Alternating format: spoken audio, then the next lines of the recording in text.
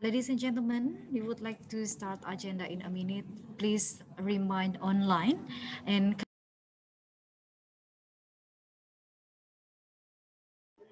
Suaranya kok hilang muncul. ladies and gentlemen, we would like to start the agenda in a minute. Please remain online and kindly switch your microphone to silent mode. Assalamualaikum warahmatullahi wabarakatuh. Waalaikumsalam. Om Swastiastu, Namo Buddhaya, Salam Kebajikan. May peace be upon us. A very good afternoon, ladies and gentlemen.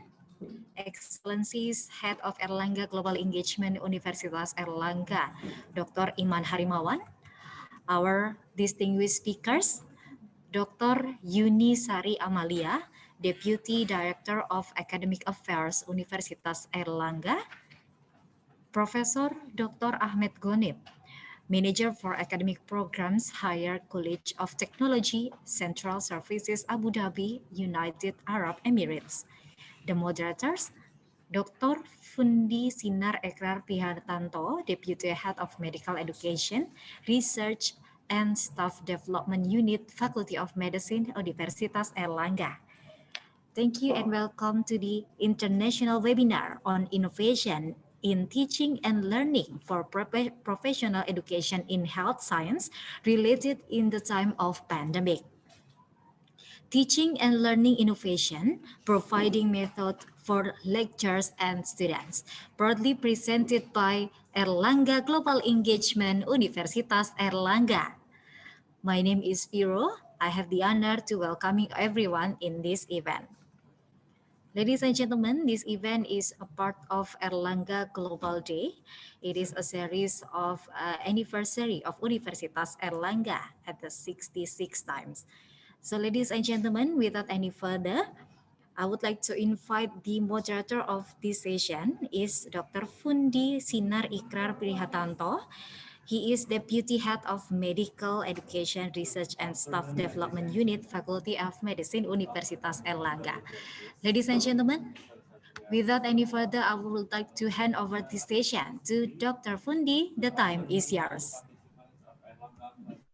Thank you very much for very nice welcome. Today we have a wonderful day because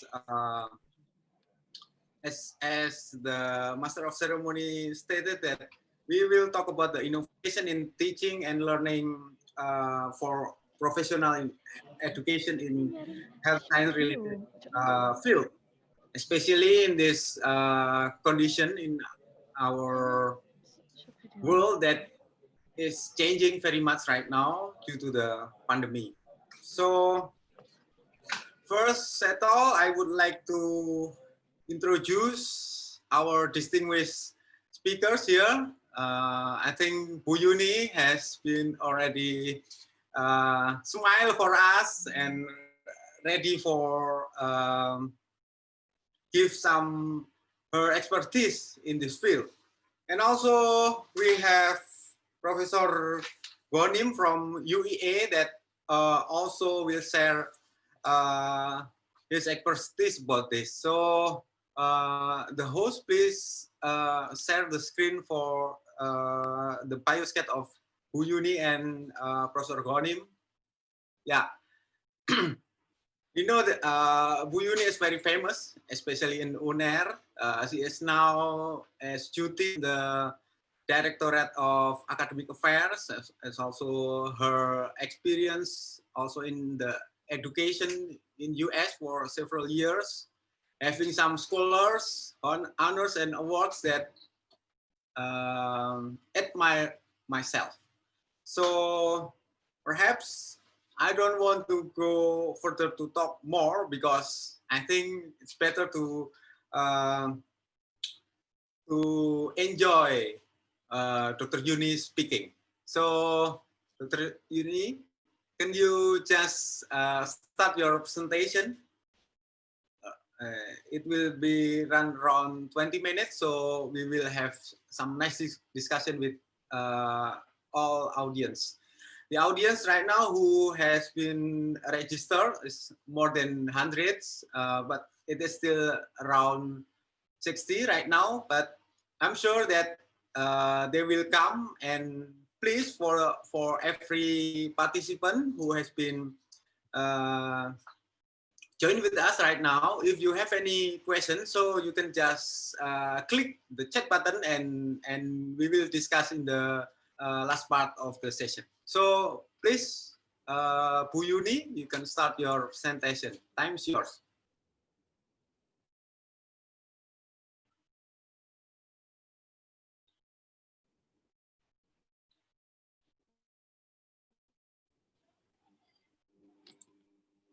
If my internet, I have strategized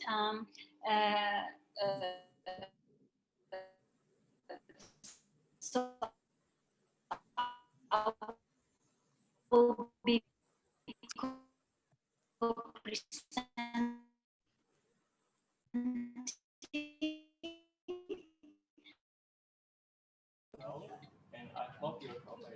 Sorry to interrupt, Ibu Yuni. With one of my team, get my other gadget ready, kick me out. So let me begin by stating my highest gratitude. I would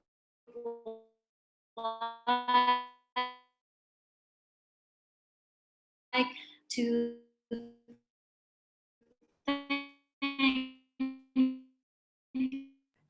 Ibu Yuni, mohon maaf. Especially Universitas Airlangga, Profesor Muhammad Nasi. Hello. Ya, kami kehilangan beberapa second suara Ibu. We lost a multiple second of your voices, Ibu. Would you be so kind to? Yeah, this is better. Yeah, perhaps you can just restart your presentation, Yuni. We are so sorry about the connection problem. Okay, I will try to repeat. Okay, it's Hello? clear now. Yeah, it is clear now, Ibu. It's clear now. Is it okay now? Okay, Bismillahirrahmanirrahim.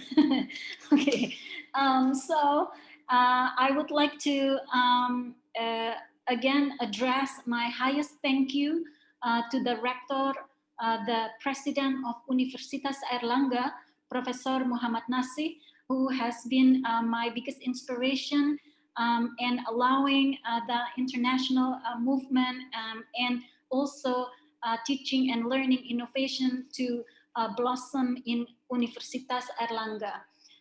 I would like to thank the Vice Rector of Internationalization, Digitalization and Information, Dr. Muhammad Miftahussurur, for the invite on this precious event. I would like to thank the Vice Rector of AMA, the alumni studentship and academic affair, Professor Ninyoman Tripuspaningsi. I also would like to thank the director of Airlangga Global Engagement, Dr. Iman Harimawan, and the secretary of Airlangga Global Engagement, Dr. Dina Septiani. Also Ibu Astri, who has been coordinating tirelessly into this event, and all the team members of Airlangga Global Engagement. I also would like to say hi and thank you and meet again to Professor Dr. Ahmed Ghanim, the manager of academic programs in Higher College, HCT, at the Central Services SFIP at Abu Dhabi, United Arab Emirates. I would like to say hi and thank you for a wonderful introduction, Dr. Fundi Sinar Ikhrar Prihatanto, who has been working closely, and also to all the distinguished scholars and guests in this session who are from many different parts of the globe. So I see someone from Ecuador has been saying hi, so hi to everyone. So within a very short time, I will try to have a little sharing session on what we have done at Universitas Airlangga, especially in terms of teaching and learning, innovation, and the practices, especially before, in the midst of a pandemic. So with that said, I would like to share with you my PowerPoint, my presentation. Okay. Also, I would like to thank Faye Firdaus for being my co-partner in this presentation.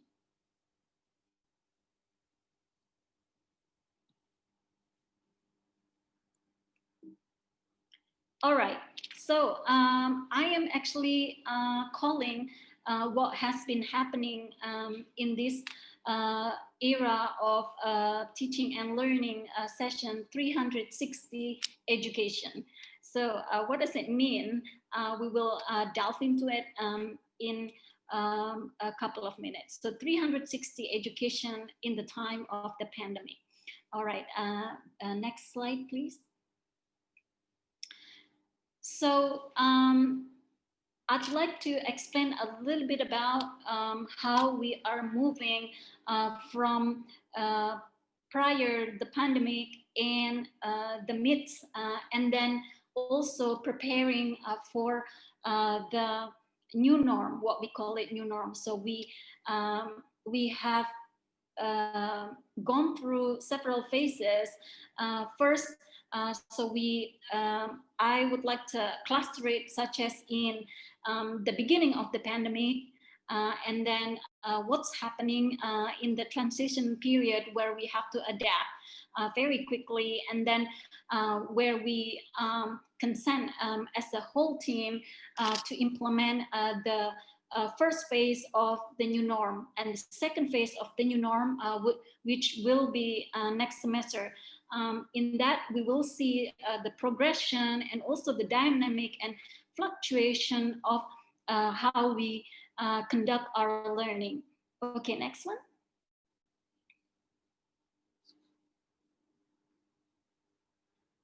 Faye? Faye? Yeah. Okay. So we have a couple of minutes, seconds of delay. So here it is. I would like right off the bat, letting you know that prior to the pandemic, we have a unit that we call PIPS, or the Center for Innovation and Learning and Certification. And the unit that I was the head was one of our core businesses was the e-learning. And then with the e-learning, we have some focuses on how each lecturer should conduct, or the percentage of how one lecturer should conduct online learning. And we have been talking about this. We have the infrastructure, but it hasn't been the focus for the past 10 years. But then since the birth of PIPS, or Center for Innovation, Learning and Certification was born, then online learning became the focus. With that, we started with the baby step, meaning that 10% it was the requirement for each lecturer to conduct online learning. And what it means is that it is not just putting or storing the materials online, but actually conduct the teaching and learning online. And we managed to, in the past 2.5 years, we managed to have 30% of the entire lecturers and students and the courses moved into online learning. So there are activities, but it was at max was 30%. And then we got hit by the corona attack. So then we changed into 100% of online, into 100% of online learning. But we were, the transition was quite smooth because we actually already had the platform, which everybody, every faculty conduct their online learning in what we call e-learning Universitas Airlangga. This wasn't easy, but we managed to do it. Several strategies we did was, next one. Here is the strategies we did. In every move, we need the support and also agreement from the rector. And that is why the rector's role was central to our success, moving from offline to online learning. We have rector's letter on the regulation moving or transitioning from offline to fully online. It was right at the beginning of midterm exam. So here we identified several problems and some solutions that we need to tackle. Number one, although we have already had the platform, the learning management system that is Moodle based, and we call it e-learning Universitas Airlangga, we have to prepare it so as to be ready for the entire 40,000 students, 2,000 lecturers, to be moving right online. For that, inside the e-learning, we have a couple of tools ready, like big blue button feature that is like a video like. We also then had facilitation of Zoom education. We also have other platforms and tools ready for the lecturers to conduct their own teaching and learning. Because of this, we quickly collaborate with the Directorate of System Informatics at Universitas Airlangga, that we are also tackling on the physical server and also cloud server. So we have not just one plan, but backup plans. And then we also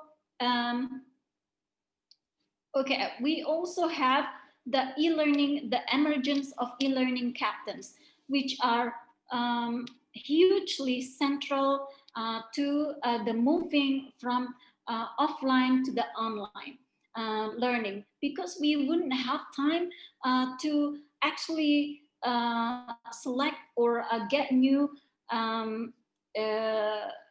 human resources. So we are looking within. The e-learning captains include, who are they? They are actually the lecturers that are passionate about e-learning. And we have this community for the past 10 years. So I am one of the members as well. So before, way far before the pandemic, we have the IoT community, Internet of Things community. This quickly helped the transition moving from offline to online rather smoothly. Okay, next one.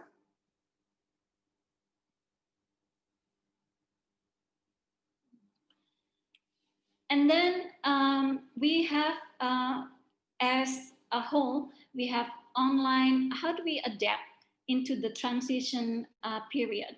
So after we hit with the sudden change. We have intensive online meetings with the heads, with our rector, vice rectors, deans, vice deans, along with the e-learning captains. Then we came up with a grand plan. Also the day-to-day operational procedures. So we are mapping the details of online and offline hybrid learning, especially those.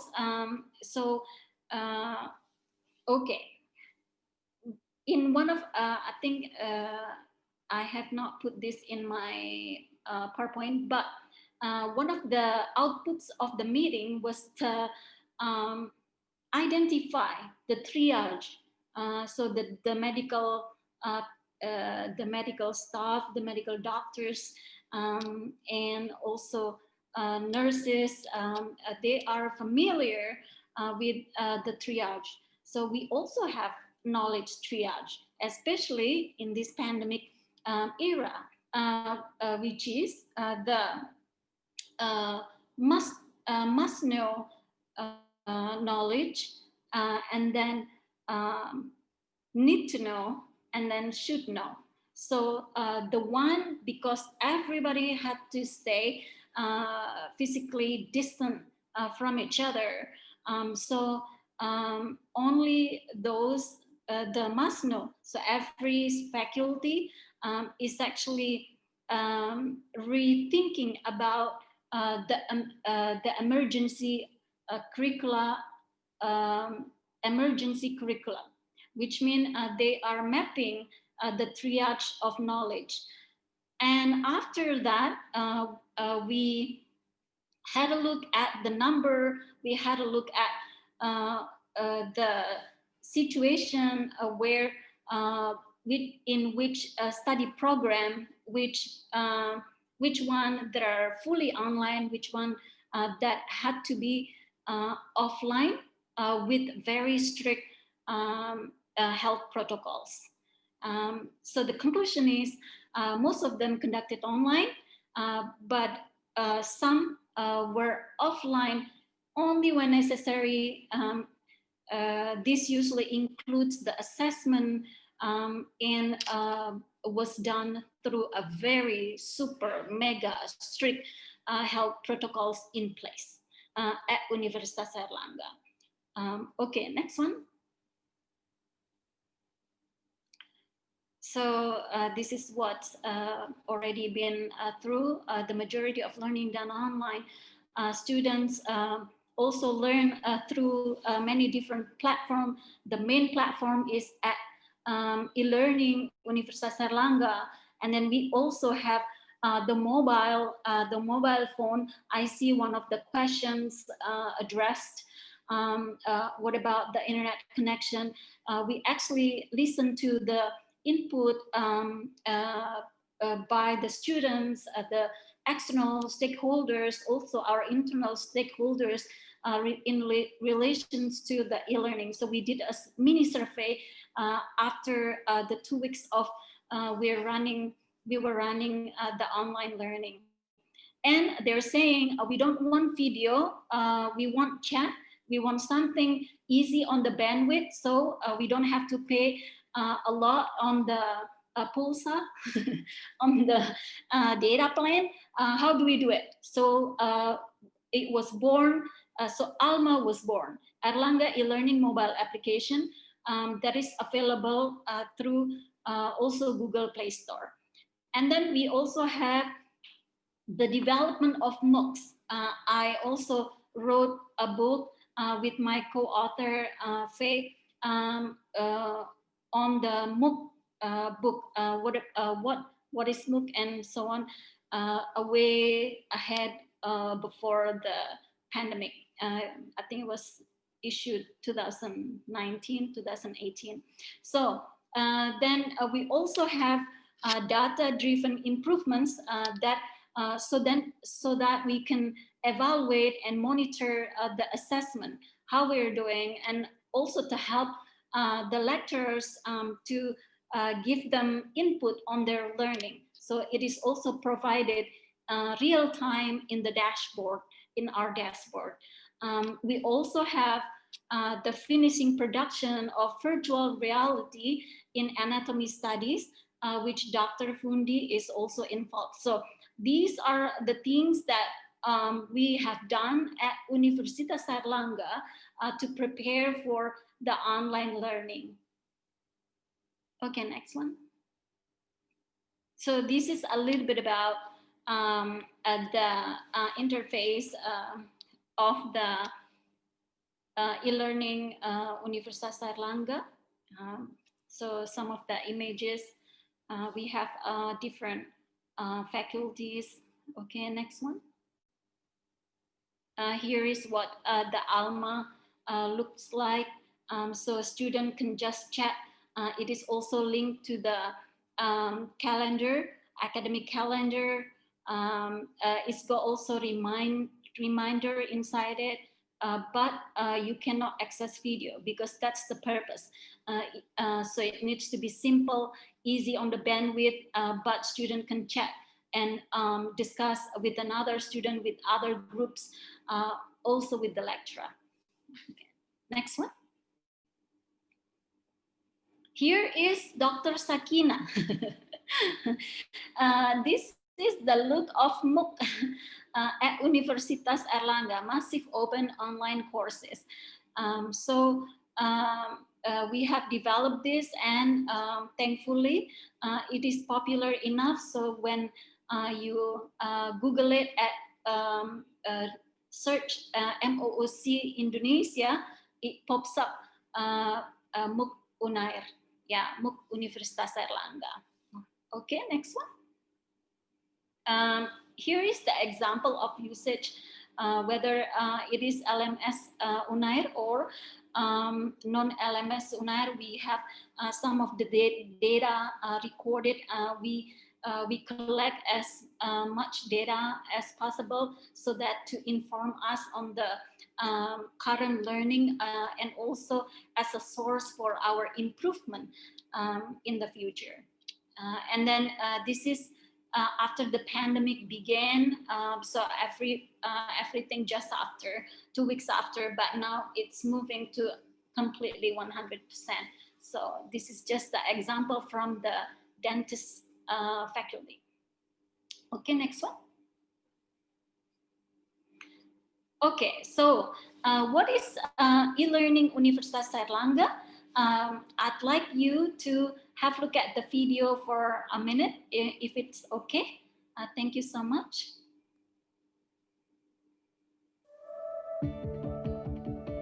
Belajar di mana saja, kapan saja, dan menggunakan gadget apa saja, sekarang sudah bisa dilakukan dengan e-learning Unair.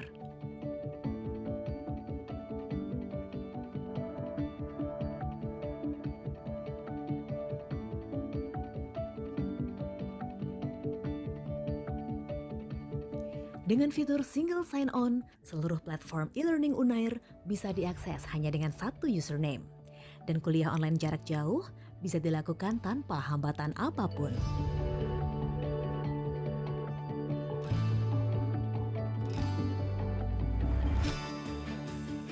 Prinsip delivery memastikan distribusi bahan ajar menjadi mudah bagi dosen dan selalu siap diakses oleh mahasiswa dalam berbagai format.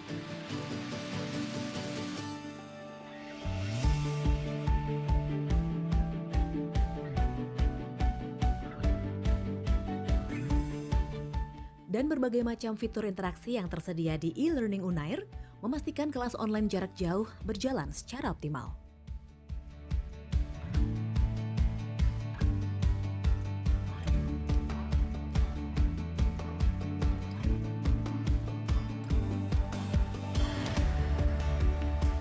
E-learning Unair dilengkapi dengan fitur assessment yang dapat langsung dikerjakan oleh mahasiswa. Selain itu, hasil assessment juga bisa dilihat secara real time. Di balik itu semua, seluruh traffic e-learning Unair dimonitor dan dianalisis oleh Kapten Airlangga untuk pengembangan lebih lanjut. Dengan e-learning Unair, Universitas Airlangga siap menuju Smart University.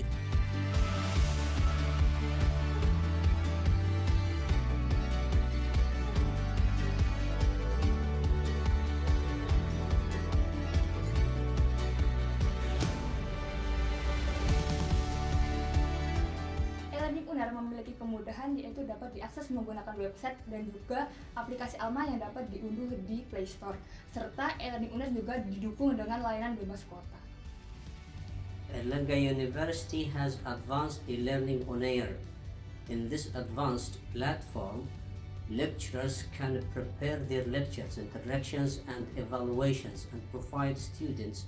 Students can access these lectures and contents anytime they want.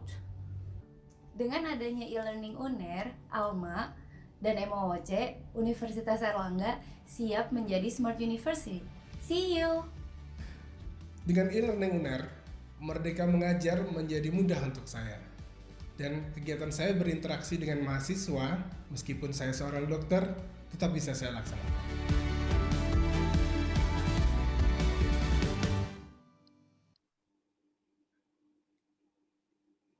So that is a little bit about a portrayal on what we have done at Universitas Airlangga in relation to the learning management system.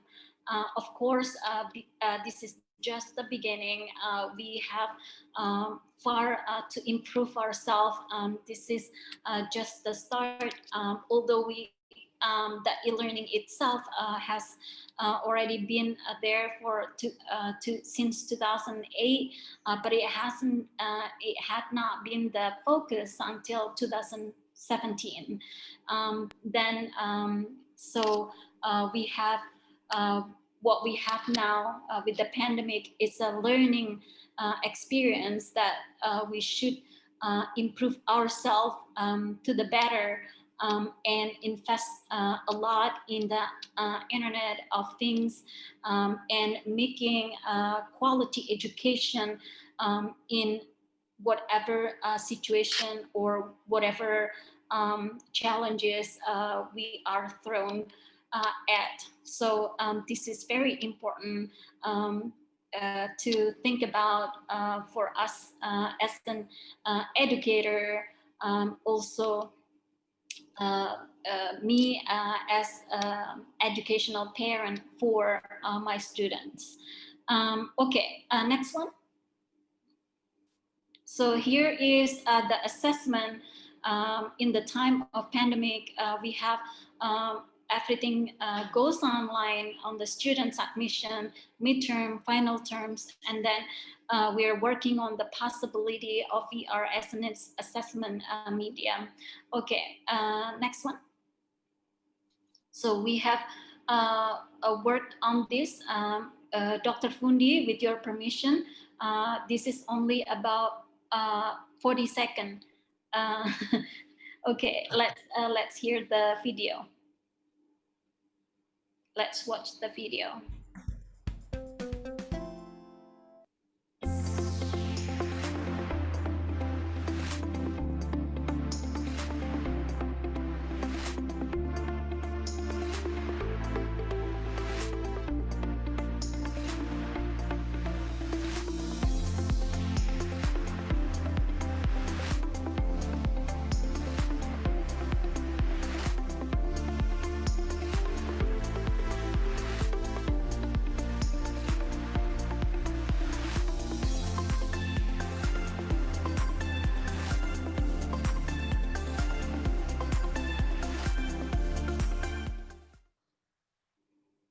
With that video, I would like to wrap up my presentation.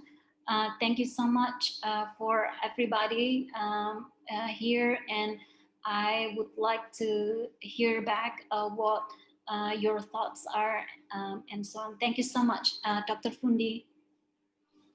Thank you, Bu Yuni, for your very nice presentation. I like the last slide that show a very, very big trees, because as you mentioned that you do a change from the pips, very little pips into small steps, but now and also with the condition of our world right now, it become a giant, a very big trees, like your last slides. So I would like to go further to the next speakers that also changed because in his CV, host, please show the CV of the Prof. Ghanim that he has changed from a usual lecturer like me, become very big persons, because I know that I think a very small number of in the world that have been CEO of 2 accredited university. So I think it is time for us now to listen and think together what will Professor Ghanim will talk about this kind of innovation in the education. So dear audience, let us have Prof. Ghanim talk. So Prof. Ghanim, you can start your presentation. Time is yours.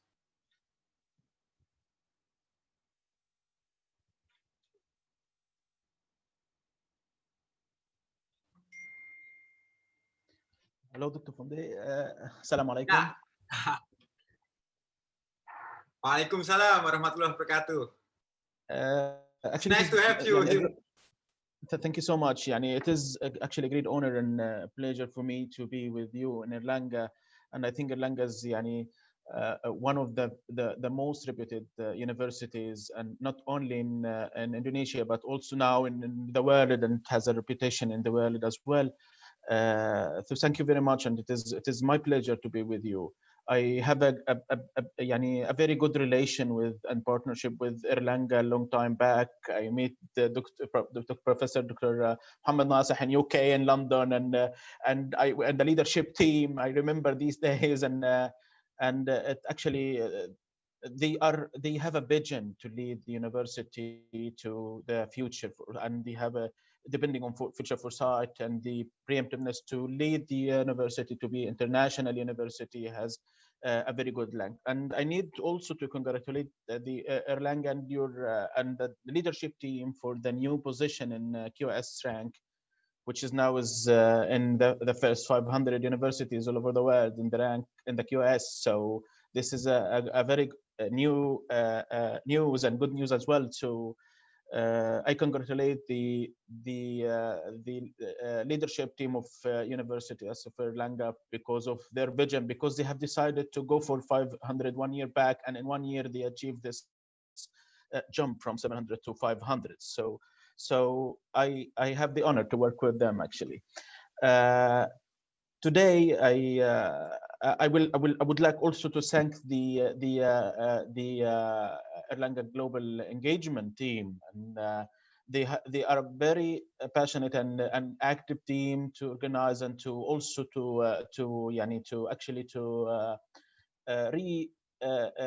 image the brand of Erlanga internationally, and they have a lot of efforts, and this one of the activities should be repeated in all fields, and to have a partnership with universities from outside Indonesia and to share the knowledge and best practices. So today I will actually start from what Professor Yunisari started from. She presented the experience of Erlanga, which is pioneer actually in dealing with COVID-19. And I will share also some insights with her about the health and medical science experience with COVID. And what I will call it now is the new norms, as Professor Yuni said before. It is a new norms now. It is not a COVID. It is beyond COVID new norms. So I will share my presentation if you will allow me, please. And I will start put some insights on the on a very specific topic actually in health and medical. So I need to talk about the virtual clinical placements. So we are talking now about a specific field, and how can we deal with this during the pandemic and after the pandemic as well? How can we achieve the learning outcome of the programs, how through the clinical programs and placements? during this pandemic and after this pandemic, because it will be, as I said, new norms. So I will present some strategies in blended virtual clinical placement with practical learning. So I will introduce this. I have a introduction about this because I will not add more of Professor Yonisari, but the social distance now is something we have to take care about to protect our student well-being with COVID-19 and after COVID-19 as well. The new norms now beyond COVID has led to the transformation of teaching and learning into online delivery, where the learners have a critical needs to acquire planned skills and competencies. And I need here to talk about the skills and competencies, the practical areas. The health and medical science and medical field is a practical area. How can we utilize the technology to enhance the achieving of the learning outcome in this practical area during the pandemic without maybe we don't have the option to meet physically. So fortunately, virtual clinical placement are one way to let students participate in patient or in client case remotely. The virtual placement offer considerable values, highlights the spectrums of learning experience. Here I have my own experience. I have my own terminology here. The learning experience outcome, not only the learning outcome. In the program, the clinical programs or the applied programs, we have to talk about the learning experience programs.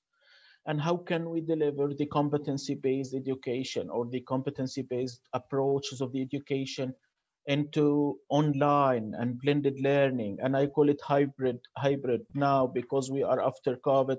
We will not return to the normal mode, but we will continue with hybrid between the online and the offline classes and sessions. So student has to get the access to specialized cases and scenarios they may not encounter in local clinics or hospitals. So student also has to be engaged in some clinical deep thinking and critical thinking that they can discuss with the specialty clinician. So universities here have a main role to turn into a remote clinical activities in response to COVID and after COVID.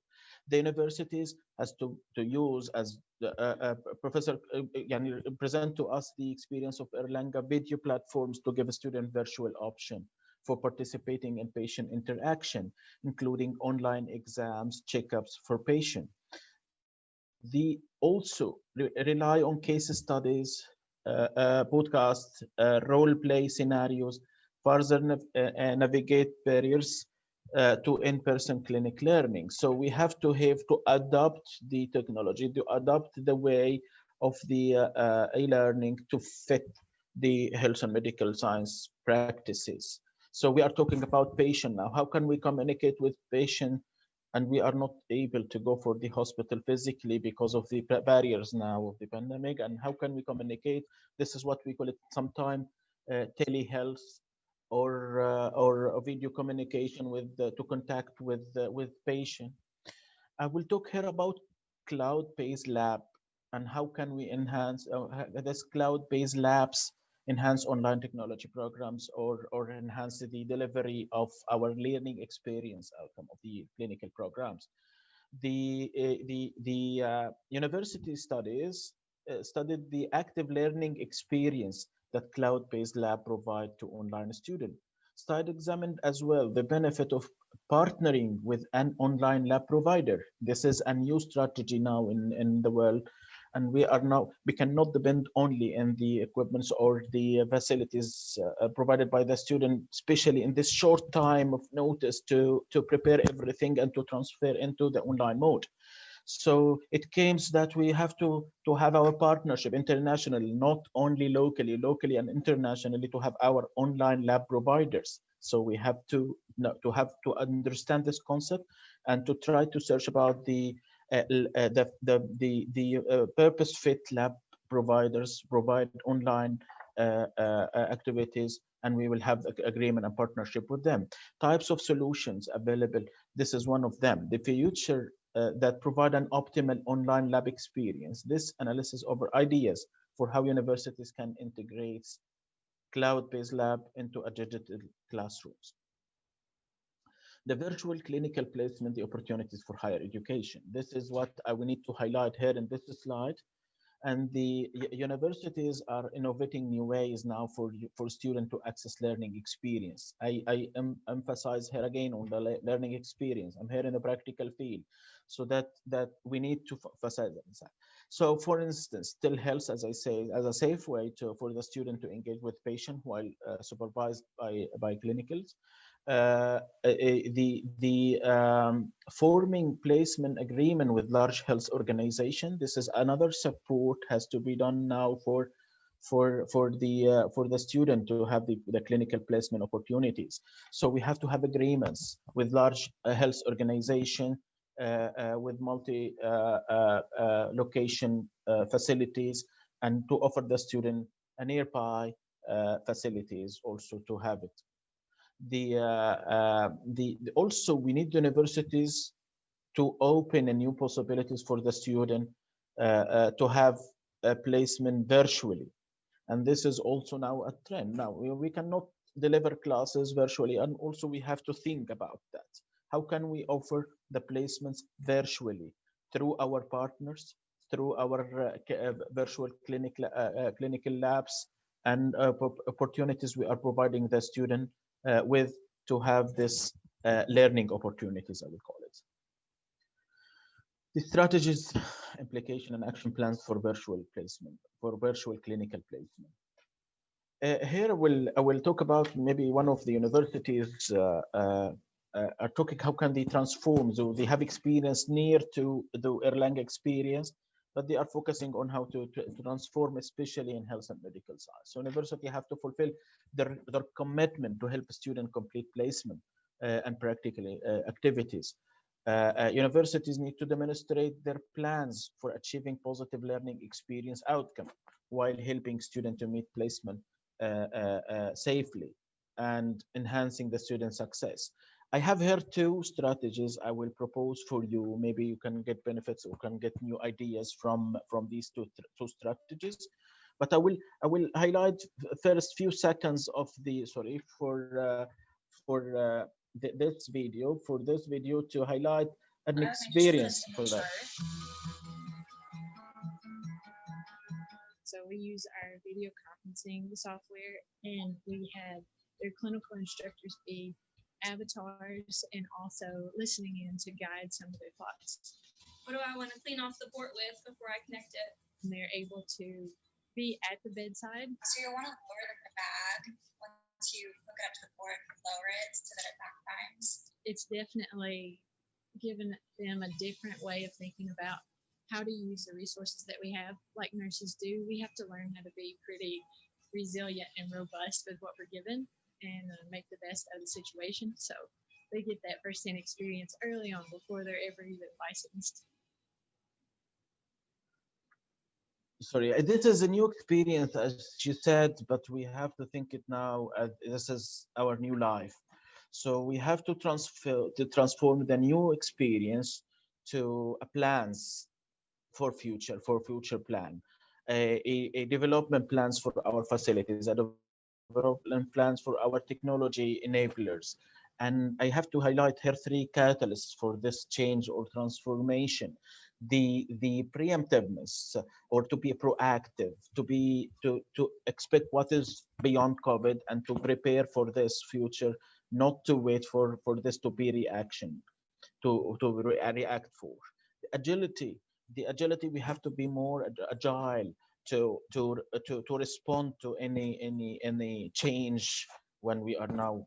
We have to prepare ourselves for the future, for any change in the future, not to be panic with any pandemic like we have at the beginning of the COVID-19 pandemic. So now I will start proposing a new strategies, developing virtual labs and partnering with an online lab providers as a two strategies to enhance the virtual clinical placement. Here developing the virtual lab. Here I need to say what? And sorry. The innovative quality, personalization, cost effectiveness, and wide access to education. This is our technology provides has to provide us with. Development in online education, data analytics, virtual and augmented realities. I like very much the virtual reality experience and video presented in the last presentation. And this is actually prove the pioneering of Universitas of Erlanga in responding to this pandemic. So virtual reality, augmented reality are new technologies. AI, artificial intelligence, and machine learning are also leading to blended learning. So we have to think about these technologies. How can we utilize them to emphasize our commitment to achieve the learning experience outcome, as I said, in the clinical programs. Placement are not only applied learning experience that student can complete virtually. Student can also engage in virtual lab using virtualization softwares. So other cloud-based simulation system. These options will prove beneficial for online programs for sure later on. Universities must consider learning experience outcome as to explore these options, including virtual placement. It is critical to look at the skills that students need to acquire. It is critical. We have to think about skills and competencies, and we have to think about digital competency-based approach. Digital competency-based approach is the latest trend of research now, because we need to transform the competency learning approach to a digital competency learning approach. So we are working now on developing the curriculum to be fit with the online mode, developing the learning outcome also to fit with the blended learning and online learning, and also the assessment, as your or Erlang as well is emphasized on. The assessment is very important to be adopted. We have to search about the new assessment techniques for the clinical and applied education to apply. To learn certain tasks and competencies, we need to be physically presented. This is a way of this. However, in most cases, students can absolutely acquire critical and clinical thinking skills in a virtual setting. So we have to blend. So we have to have a blended learning here and hybrid mode to mix between them in a virtual setting. So we have to provide a virtual setting even after pandemic as a supporting and supplementary tools of education, like the VR or simulation of learning environment. And these are now a permanent component of the education of the new system, of the future system of education. I need to show here a case also, like the Professor Surya has presented the virtual reality, the VR experience of this. But I need to show you also uh, um, the one of the cases to make this, to use the virtual clinical laboratory approach, which we need to present. So I need here to present something a few seconds as well. It is a long video, but I will show you a few seconds only from it. So we are inside the lab. Titration is used. So we are applying the experiments through this video with this multimedia. Now we are using our fourth test tube to transfer onto remaining two test tubes. Here, this is just an example of how can we present the new classes now will be presented. I will show you another part of it because we need to save the time, so we need to go for another part of it. So I will show you another thing.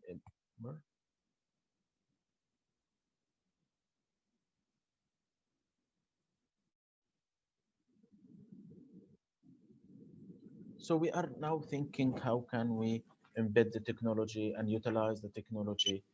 So this is just an example on, and I will stop here and I will continue.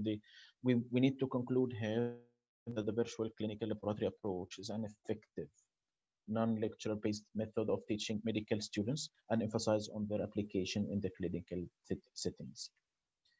The partnering, this is the second strategy, and this is maybe the trend now because يعني the universities will not be able to provide everything alone and in a separate mode. We have to have our partnership agreements with industry as one of the main pillars for the success of any university. So pertaining with an online lab provider will provide interactive visualization platform instead of one that follows as a subscribe simulation. Unlike virtual reality, because this is one of the tools we will use, which stimulate the environment, virtualization allows students to access online resources that function the same way as resources assets at the physical location. The advanced functionality creates a real world lab environment in which students interact with actual softwares. So student can experience deeper impression through the partnering with an online lab providers. I will continue here. Students should make sure an online lab platform offers. This is our, we have to search and to put a criteria to select the providers, which the online lab providers will be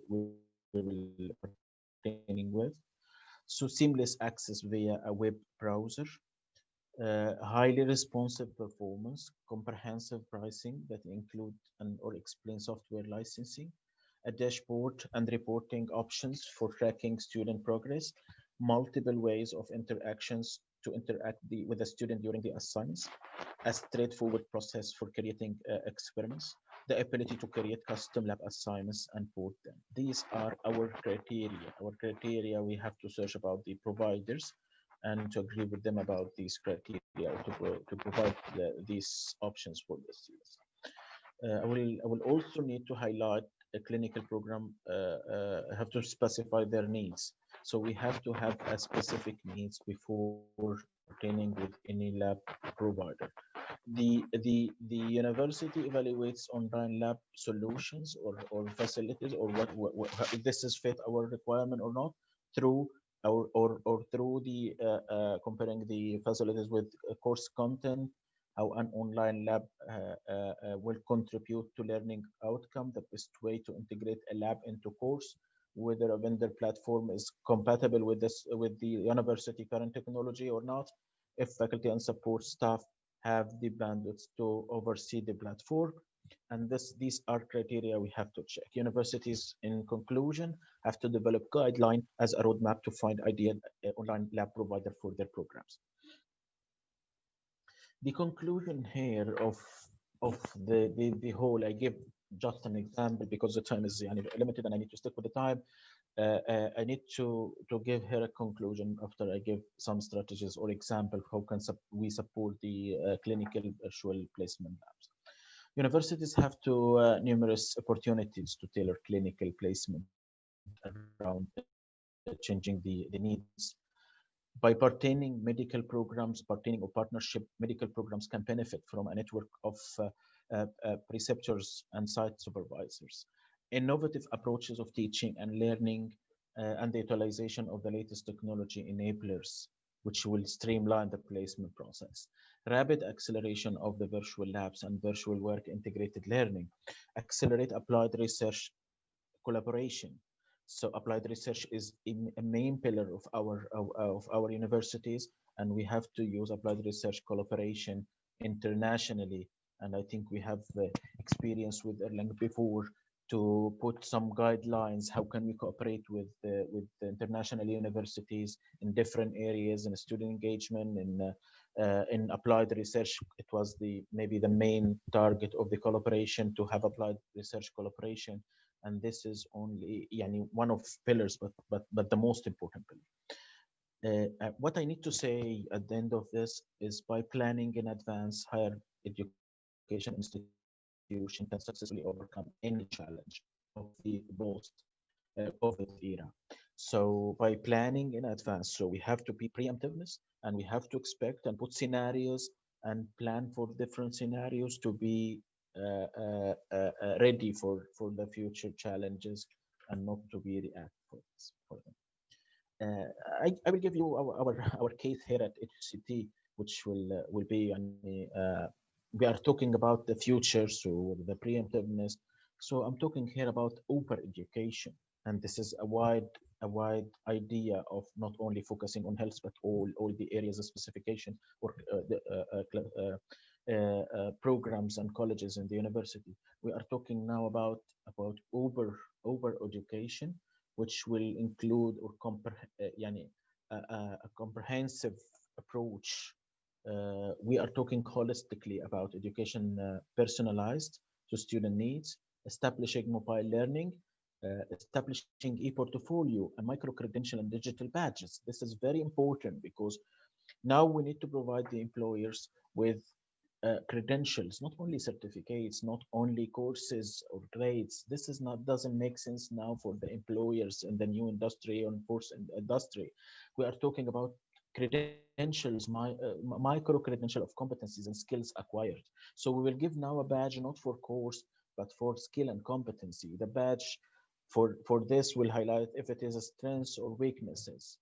So we are now working to emphasize the learning experience outcome from the program, and we are delivering now micro credentials for skills and competencies, not courses. Virtual stimulated applied learning experience, and this is very important, which become the norm in the future. In incubation, it means this is a new word or a new terminology we used here at HCT to say innovation, incubation, and ventures. So we are evaluate now not innovation, incubate, and venture also to support startups to impressive simulate environment addressing priority economic and social challenges, and digital campus, which is the main infrastructure for all these changes. This is the future. So I hope I give you yani, an idea about the future well, and we need to all be proactive. We need to plan for the future and to plan in advance and not to be react. And this is the reference of my presentation. And please don't hesitate to contact me anytime for any information regarding each point of what I have talked about. I know that the time is very limited and we'll just highlight ideas, but any inquiry from you, I will be happy to answer about any or to detail any of these technologies and ideas and strategies. Thank you very much. Thank you, Prof. Ghanim, for your inspiring presentation for us. And I think we have very attractive talk from the lecturers, and some questions have been already raised by participants. So it is now in the Q&A session. So I would like to discuss first about the first question from Adam Ren Sulaga. So Adam Ren Sulaga asked about the unstable connection. It is referred to the presentation of Bu Yuni about the online system which UNER has been established. And I think it is also faced by students or us who will use the proposals from Professor Ghanim to use virtual lab and other innovation as well. So I would like to first ask Bu Yuni to talk about the unstable connection in our education.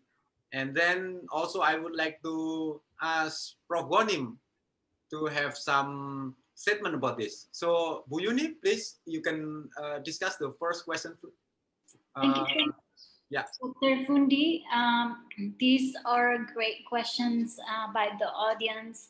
So I will address the questions by Adam Rens Sulaga about the internet connection. It is one of the biggest challenges that we have faced in Indonesia.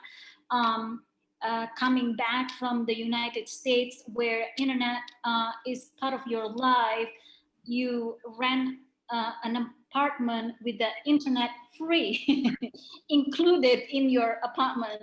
And in here, technology is something that is considered as a quite expensive thing or item. So it is a challenge, a big challenge.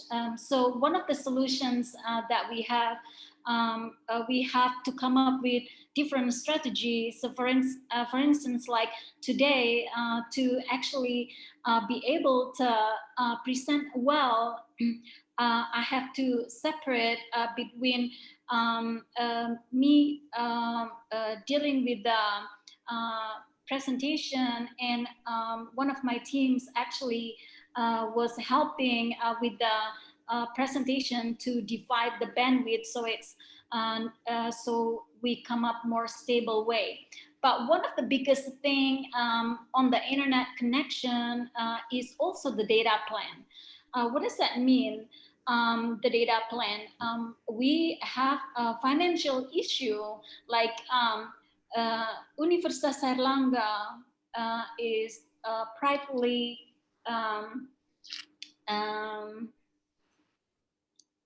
be part of the university that is very sensitive toward the students from a low-income family. We have the highest number of we accept the highest number amidst the other universities in Indonesia to accept students from the low-income families. So we have the inclusive programs in place to help them. And then suddenly we are added with one of the biggest challenge in this is how do our students pay for this, the internet connection. It was one of the biggest problems, but then again, we are very grateful and thankful to Professor Nasih that actually donated or made possible the data plan so that our students can access the internet without worrying how much they would spend or if they can afford. And then this also, we have collaborations with big providers such as phone providers such as Telkomsel, XL, IM3, Indosat, which is also one of our providers at Universitas Airlangga, to come together and then donate their data plan. So when they access e-learning Universitas Airlangga, they're not deducted. Their data plan isn't deducted. And then the government, the Indonesian government, so President Jokowi, and then also the Ministry of Education, who is also, he used to be the boss of Gojek. So we call him Mas Menteri, Mas Menteri, because he's young and talented. Also provided with the free Nadiem Makarim. He also provided with the plan, free data plan, free mobile phone plan for every student. So it's not just the higher education students or college students, but also since the elementary, junior high, senior high to higher ed. So it sounds true that to educate a student or students, it takes the whole village to educate students. It cannot be just one. The more we become united as a nation, also as part of the globe that actually hit by the same pandemic, the same tragedy, we should come together. So those are my answer. I'm sorry it takes a long time. So we have come up with all the data plan. Do I answer your question, Bapak Adam Remsulaga? Thank you so much.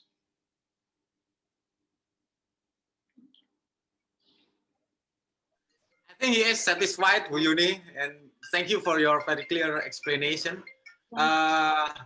So next, I would like to invite Prof. Gonim to have comments about this. Yes, I think I will not add more to Professor Yoni, but it is different from country to country, and I will return back to a word I said it in my presentation, the preemptiveness. How can we be proactive? So now the country is a response to COVID, and the proactivity or to have the provided for the future, the internet for the future is different from country to country. And now all countries are learning the lesson, and they are now preparing for the future. They learn that they cannot stay because they will surprise, or they will go into something not expected. So all countries now are working together. And the second comment, that as Dr. Prof. Vinay said, that it is not an individual effort, not only from student, from the university, from the government, from the country itself, or the world. All are partners and stakeholders, and they have to cooperate together to solve this. The last comment will be that this is a very temporary problem, but now we are now preparing ourselves and infrastructure in all countries, and it will be after that, it will be during the new norms. It will not be faced again, because all countries are preparing its infrastructure now for the future to have 100% online of everything. Thank you, Prof. Gonim. We have 7 minutes left, but we still have 2 questions here. So I would like to go to the next question from Dwika Muzaka. It is about the chemistry between the students and also the teacher as well. So what do you think about this, Prof. Gonim and also Bu Yuni? Perhaps Bu Yuni first? Okay. Ladies first, for sure. Prof. Gonim, do you want to answer first, or should I address first? Yes, please. Yes. I will comment. No problem after that. Please go ahead. Okay. Thank you. With your permission, Prof. Gonim, thank you so much for sharing your insight on the first question as well.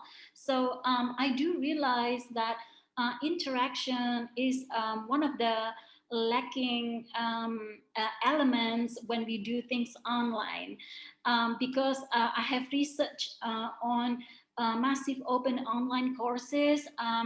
I actually identified this early on as one of the outputs from my research. Therefore, at Universitas Airlangga, we actually developed very unique system or data analytics that specifically address this element, especially in the interaction. Because in most of the online courses, we found the delivery system and assessment, they're very strong. But what about the interaction? Because when we talk about the principles of teaching and learning, interaction is one of the key or vital and foundational aspects that ensure the goal of learning outcomes can be achieved. So with that, we actually developed a dashboard that address the content delivery. We call it integrated delivery and engagement, delivery, engagement, and assessment system. And then we break it down into 3 principles of learning. That is content delivery, interaction, and assessment. And each of the learning e-learning, learning that takes place online in our learning management systems, we are able to read them. So we evaluate on this data.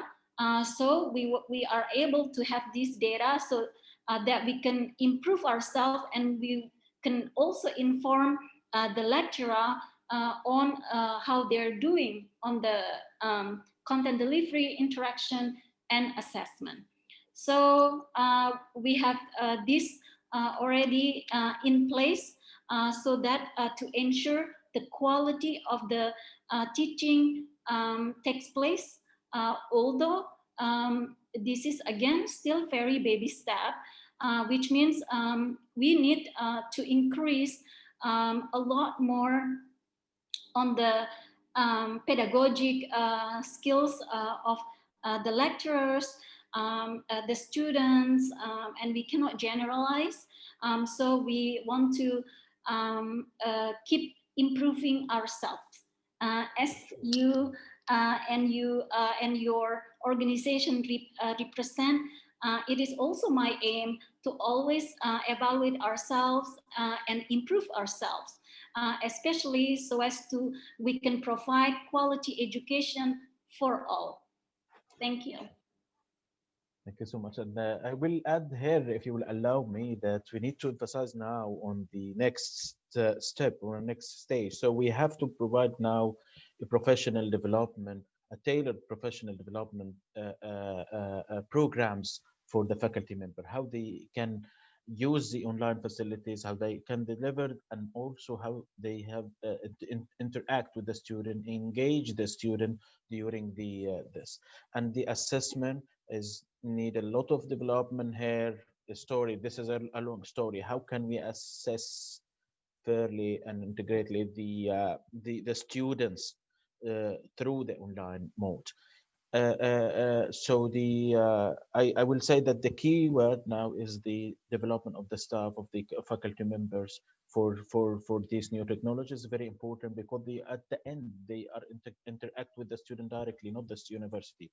Maybe the vision is in a way and the faculty is in another way. So we have here to align, and we have to transfer the vision into practices and to deliver this. So any training now has to be customized based on the vision of the university and the nature of the country and the nature of the students, not to be fixed. I cannot depend on the recorded, for example, some training.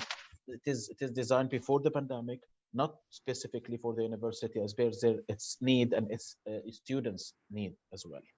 This is very important. And also, I believe that after beyond COVID and the new norms, we'll have more gone to the hybrid mode. Hybrid mode, it means that I will use all these facilities and utilize all these facilities from the technology to support the education in at least 30% physical presence or interact physical, or 30 to 50. This is based on the policy of the country or the regulatory body or the university. To interact physically, has to be blended together, and this is the future, I think, inshallah, after this pandemic will go. Thank you. Thank you, Prof. Gonim. I would like also to ask your comments about the third question, about the hands-on training, because you also talk about the clinical skills as well, and as a doctor also, I also have experience that it is quite difficult to transfer some hands-on skills. So please, Professor Gonim. Yes, actually, I will talk here about the applied education, all the practical courses in general first, before going to the health and medical science.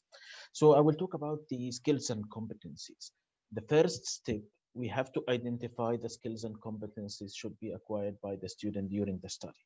So if we will take care about the skills and identification and competencies identification, we will design the delivery mode or the activities to fit the competencies. So, but before we were talking about the qualification framework, about the skills and competencies, this added value. It is not added value. It is the future of education now. With the new trend now, we don't need degrees, we need credentials, we need skills and competencies credentials. So the design is very important from the beginning. So if we will talk about anatomy course and we will design skill, then competence should be acquired by the student. The activities and the assessment should be accordingly designed activities about the nature of these skills and abilities. So if we will link and process this process and we will develop our programs and our courses, we will be able to deliver it in a right mode. Second, the design of the techniques will be used. We have a lot of technologies and a lot of techniques. Maybe VR is not fitting a competency or skill, or augmented reality is fitting more, or 3D Max, or online, or this has to be physically in the percentage of the physical interaction. So the design, and I said a word, it has maybe to takes a long time to display. Plan in advance, design well, you will implement and perform well. So I'm now working on a paper actually talking about the digital competency-based education and how can we deliver these. And I put some specific techniques to change now. And I will guide the university through this research. How can we develop our curriculum, our learning outcome, our assessment tool to deliver the competency and skills education through the technology tools. So this is the combination. At the end, and I need now also the outcome will be different. I cannot compare between students with the regular and normal certificates now and transcript. I have to talk about micro credentials of these skills and competencies. So if we are both are in the same course, maybe I have strengths from in a skill we already acquired together, and you have a weakness or the opposite. So how can we differentiate that? How can we design the professional development plans? How can we align the strengths and competencies and skills with the job description of the vacancies with the employers?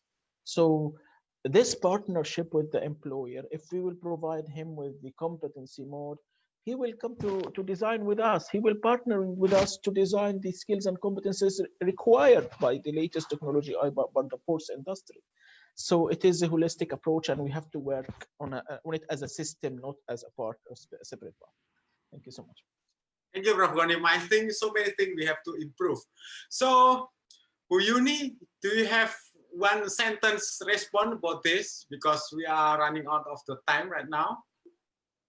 I think my final message is that I truly appreciate everyone, the lecturers as the front runner of the education, the heads through the leadership of the rector and vice rectors and all the heads. And also I'd like to especially thank the new director for directorate for academic affairs for all the support, and also to the students who are patiently to be with us within this learning curve, to ensure that we are learning together.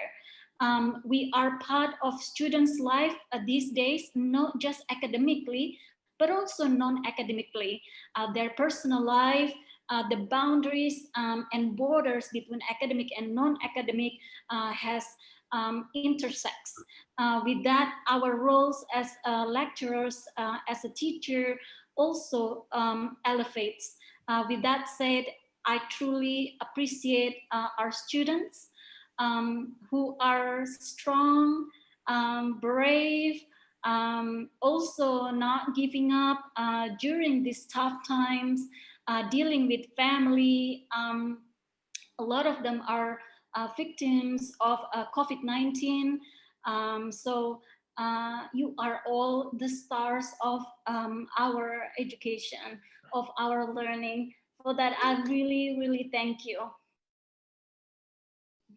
Thank you, Bu Yuni, for being always inspiring us, and also Prof. Gonim, who share a very nice thing about innovation and how to improve our education.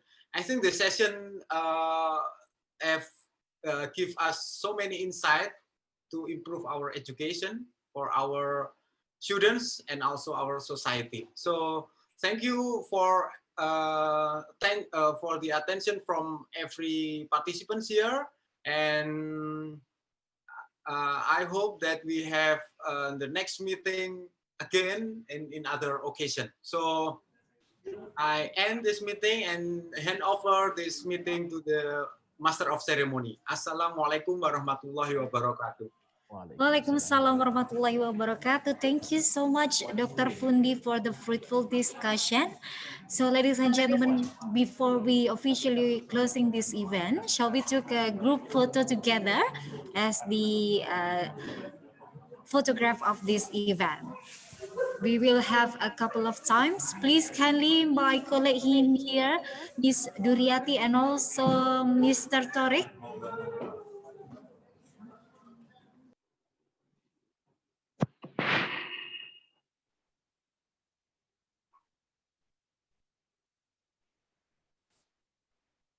Okay, be ready everyone and give your best smile.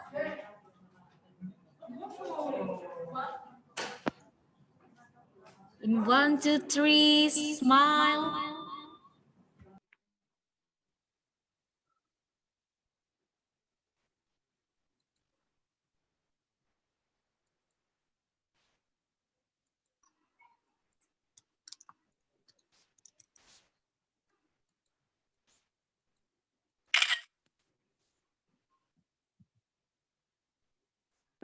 Perfect. Thank you so much, ladies and gentlemen. We also would like once again thank to Dr. Yuni and also Professor Gonim for the insightful and excellent talk. We also would like to express our gratitude to our co-sponsor, Specs Education Consultant Committee, and the participants who have contributed in making this webinar happen. Last but not least, I would like to encourage the participants to fill a satisfaction survey. We already give through the chat box. Your feedback will be very much appreciated. And also do not forget to visit our first virtual exhibition at langgaglobalday.com. We do apologize for any mistaken during presenting this event. I hope for us good luck and see you in the next webinar. Wassalamualaikum warahmatullahi wabarakatuh. Goodbye. Bye. See you next time. Goodbye. Thank Thank you, Bu you. Yuni. Bu Yuni.